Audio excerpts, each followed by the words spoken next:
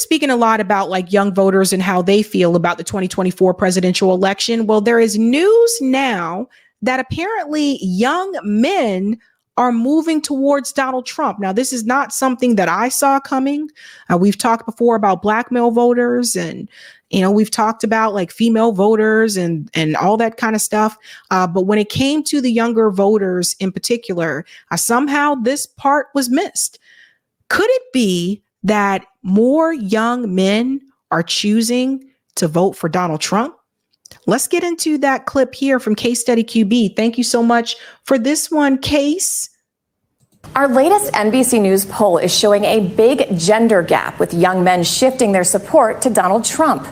NBC's Shaquille Brewster went tailgating in Background, Georgia, to find out why. Before kickoff in Atlanta, almost everyone tailgating is a Falcons fan. I'm with NBC News. We're trying to talk to young voters. And among young men at this NFL stadium in a battleground state, probably I'll vote, but probably for Trump. You want to tell us who you're planning to vote for? Trump? growing support for former President Trump. Why Donald Trump? I enjoyed his policies, and he did treat us pretty well. For generations, the youth vote has favored Democrats. You go first. But this year... Does it feel like more young people are becoming more conservative or trending in that direction? Definitely. It's a gap that's shrinking, with young men driving that shift.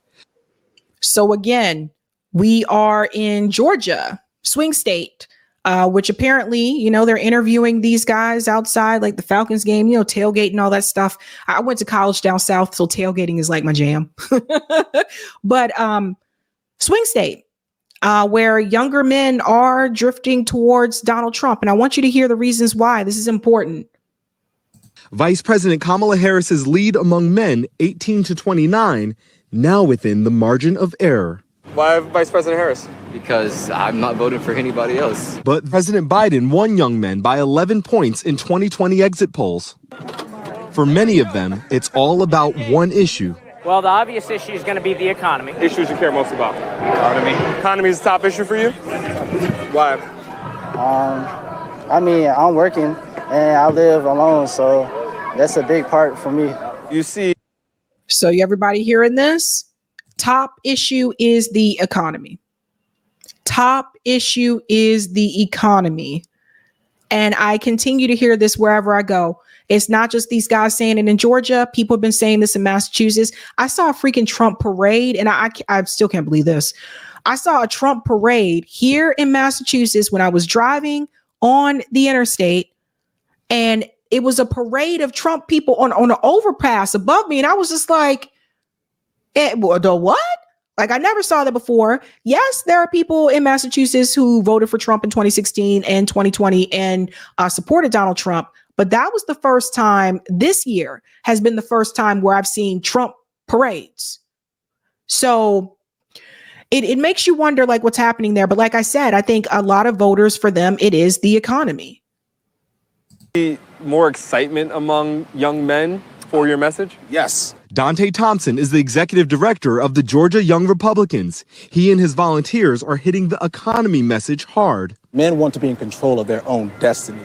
And those are talking points that we use when we talk to them. Former President Trump chasing the demographic, making multiple appearances at UFC fights, and doing a round of podcasts with hosts popular among Gen Z men. Thank you, President. And while Republicans say they see a lot of long-term opportunity in young voters, Democrats say they're working to make up lost ground. Very aware of it. The Democratic Party is making efforts to correct it. Devontae Jennings leads the Young Democrats of Georgia. You've got to be in the trenches talking to people, letting them know what the issues are, where you stand with the issues, and how you're actually going to care for them. Kamala Harris recently appearing in a popular NBA podcast. It is so good to be with you. Thank you for sitting down with us. Both campaigns drawing up their final plays to win this group that could decide the presidency. Shaquille Brewster, NBC News, Atlanta. Man, that makes me want to go back to tailgate. The tailgating days, fam. So interesting, right? The economy is a big one. Young male voters. Now, some of you may be wondering, okay, but what about, younger female voters? Some of you may be wondering about that. How come their top issue isn't the economy.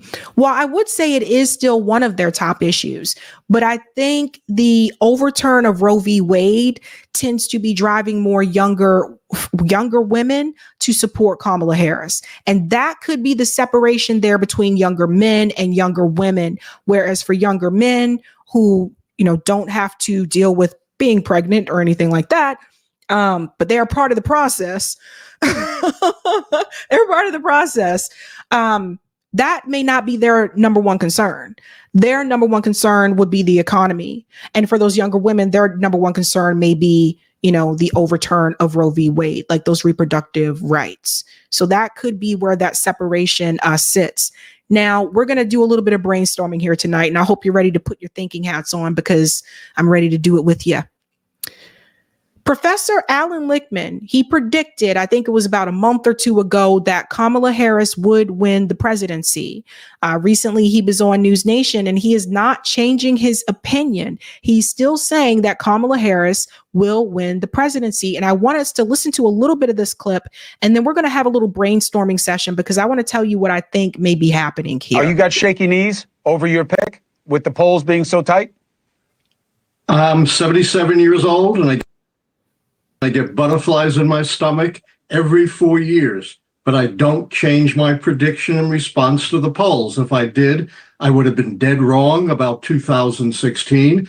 I would have been dead wrong about 2012 when the polls turned against Obama. Around this time in October, I would have been dead wrong about 1988 when George H.W. Bush fell 17 points behind. My system is based upon the fundamental forces that drive elections. That is, it's governing, not campaigning, that counts. And the keys gauge the strength and performance of the White House party. And this whole idea of an October surprise is a huge myth. We're going to pause here. They're talking about October surprise. We'll get into that. But these are the 13 keys to the White House that Professor Alan Lickman uses to determine who is going to win the presidency each presidential election. Now, the one that I really want to focus on is number 3, the incumbency. And I want to tell you what we're going to do. We're going to do a little bit of a brainstorming session. Is that okay? So one thing that we do always have to keep in mind, the incumbent administration has an advantage by being the incumbent. So it is much more difficult to remove an incumbent than it is to remove someone. How can I say this? It is more difficult to remove the incumbent administration. And we've seen this time and time again. Now, does it mean it has never happened? Of course, there are outliers, right? Jimmy Carter, for one. Another one is George Bush Sr., for one, right? They were incumbents and they did not win re-election. But let's go back and revisit 2 things there.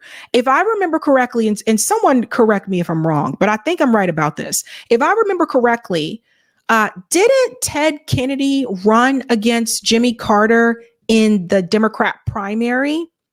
And so that run in the Dem primary against Jimmy Carter, that actually weakened support for Jimmy Carter. Thus, we could say that led to Jimmy Carter's loss to Ronald Reagan. Okay.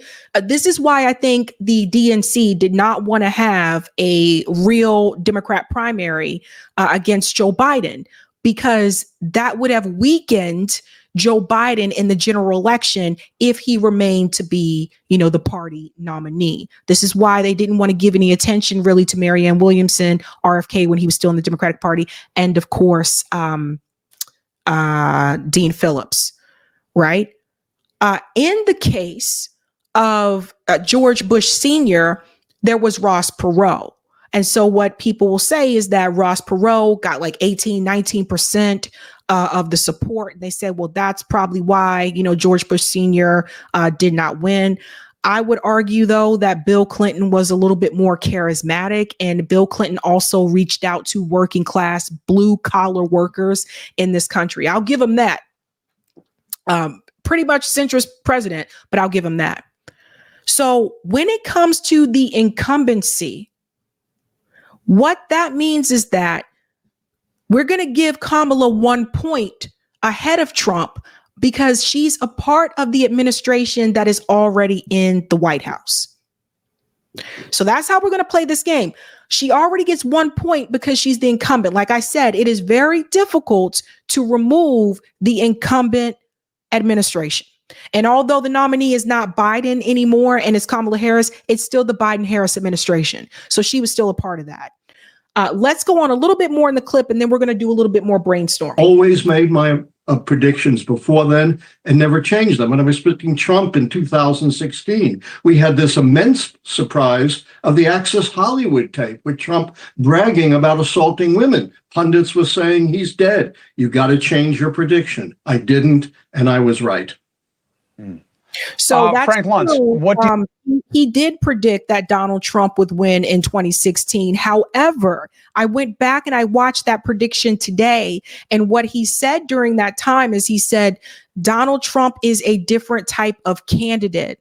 And he said that I think that he's going to win, but I think the rules of my 13 keys would not apply with Donald Trump. So that's something to keep in mind. With this particular candidacy that we're talking about, it's a weird election because the president of the United States is not running for re-election. It's not him. He has moved forward the vice president, who was not a part of an open Democrat primary. She was selected and just said, you're going to be the nominee. So we got that. We have the genocide in Gaza. So there's that. We have Donald Trump, who's running for president again, who lost in 2020, but won in 2016. So there's all of that. Like it's a very weird. We have third party candidates with prominent names. Jill Stein, Cornel West, RFK Jr. is still on these ballots. People with name recognition that are running third party. We have 40% of Muslim voters in Michigan alone supporting Jill Stein, not the incumbent administration. So there's the problem with this particular election is that there's all these other pieces that you have to add to it. And I think that's what Frank Luntz is going to bring up as well. You believe in the mythology versus the matter of fact of an October surprise? Alan Lickman is brilliant, and he's proven it through decades and decades of success. So I'm not going to challenge it. I'll also acknowledge that the polling this year is not indicative of virtually anything. The swing states, only all 7 of them are within 2 points of each other.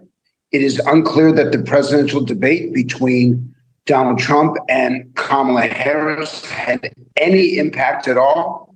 Now, let me be candid, Chris, because I think it's important where we acknowledge where we get it wrong. I thought that Trump's performance was so horrific in that debate that would kill him, and it has not.